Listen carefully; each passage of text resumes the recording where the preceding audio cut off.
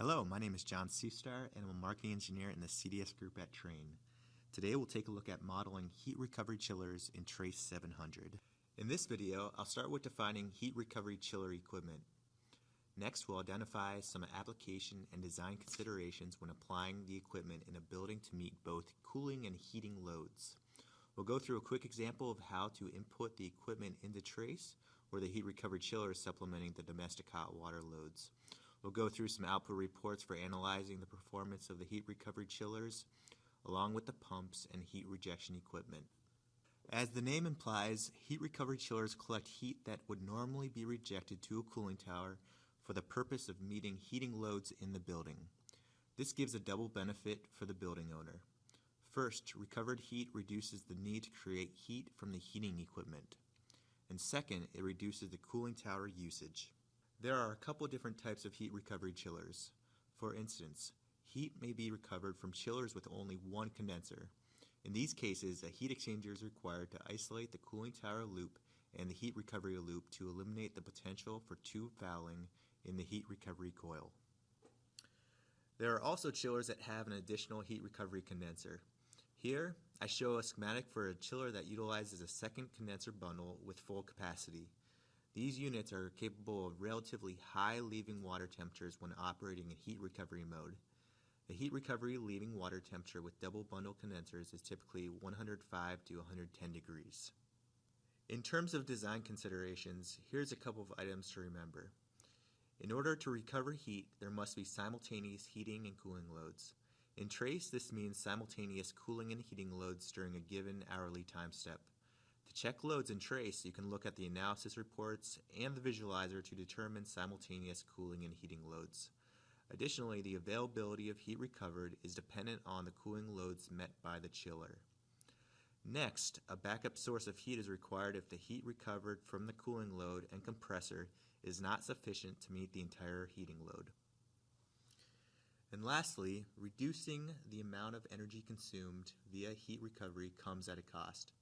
Operating heat recovery often consumes more chiller energy than a cooling-only chiller because the chiller operates at an elevated condensing pressure and temperature. When it comes to energy codes, some standards and building codes, including ASHRAE 90.1, require condenser water heat recovery for certain surface water heating applications, where there's a relatively large heating load throughout the year.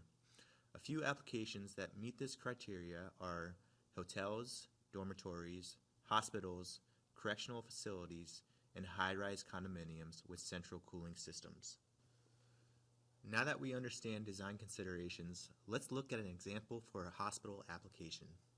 For this example, let's consider a 4-story, 400 square foot hospital located in Madison, Wisconsin. The peak cooling load is 1,000 tons and the peak service hot water load is 3,000 MBH.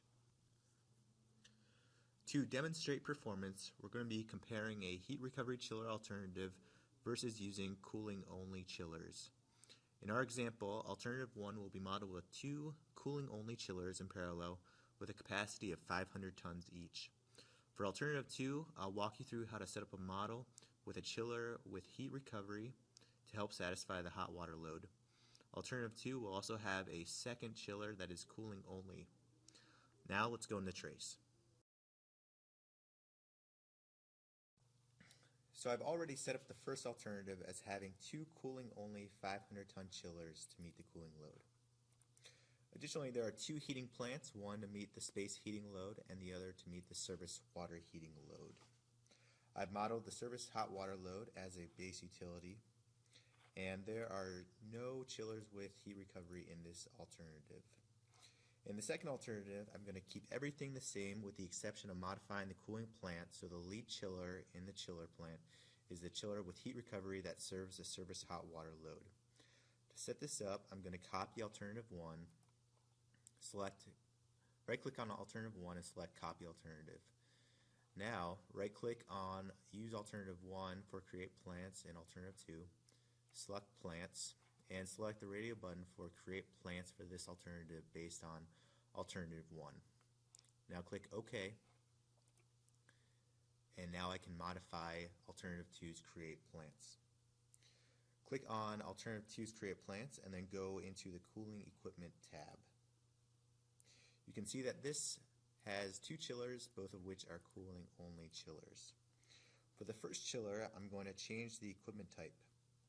From the drop-down list for equipment type, I'm going to select the two-stage centrifugal with heat recovery chiller. Next, for the sequencing type, I'm going to select base load, which means that this is the lead chiller in the chiller plant. Next, I'm going to change the reject heat to plant to the service water heating plant, because that is the plant that we are rejecting our heat to for heat recovery. In the reject condenser heat, you'll also notice there is a selection for domestic hot water. Making this selection would reject heat to the first base utility listed in the base utilities tab that has an energy meter set to process hot water. So this would achieve the same outcomes as selecting reject heat to heating plant in this scenario. Next, I'm going to change my capacity and energy rate for my heat recovery chiller. So for my cooling capacity, I'm going to enter 500 tons. For the energy rate, I'm going to enter 0.52 kW per ton. And then in heat recovery mode, it's going to have a reduced capacity of 400 tons and a increased kW per ton of 0.6 kW per ton. Next, I'm going to enter my pumps for primary chilled water, my condenser water pump, as well as my heat recovery pump. This heat recovery pump will be operating whenever the chiller is operating in heat recovery mode. Next, there is the selection for heat rejection, and this would be the cooling tower that operates whenever the heat rejected exceeds the heating load for heat recovery. Next, if you go into the controls button, you'll notice a input for load shedding economizer. Making this selection would actually add an airside economizer control to the airside system. However, the economizer controls using this input will be different than applying the economizer in the systems, in that Trace will base the outdoor intake to control the chiller cooling load where the heat rejected from the chiller's condenser is equal to the heating demand on the heat recovery chiller. When making this selection, make sure you don't apply airside economizers in the systems.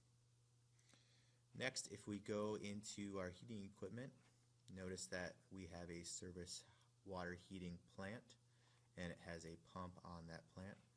And then notice in the base utilities we have our service water heating load of 3000 MBH. Next, we can close out of Create Plants and go and calculate our file.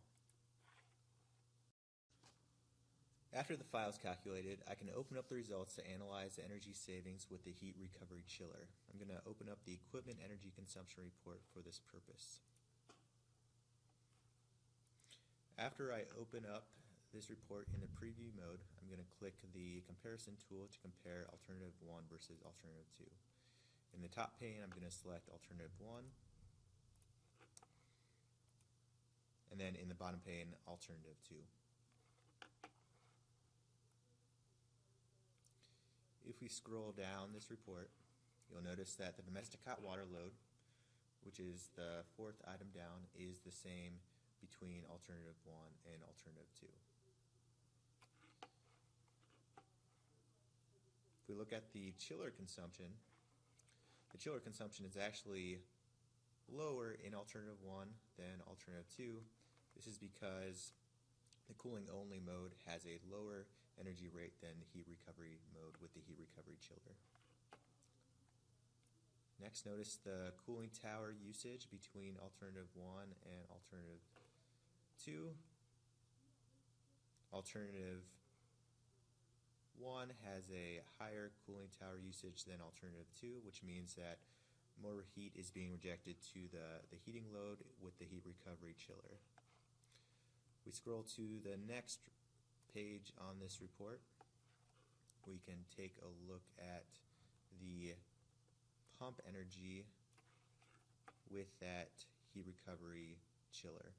That condenser energy transfer pump indicates how much that pump is operating to transfer that heat from the chiller to the heating load. And then I'm going to go to the very last page on this report to show the boiler consumption between the two alternatives. So this is the service water heating boiler in alternative 1. It's going to be operating a lot more than the service water heating boiler in that alternative 2. We can also open up the graph profiles and energy visualizer to look at a couple of the output variables that display heat recovered to meet heating loads.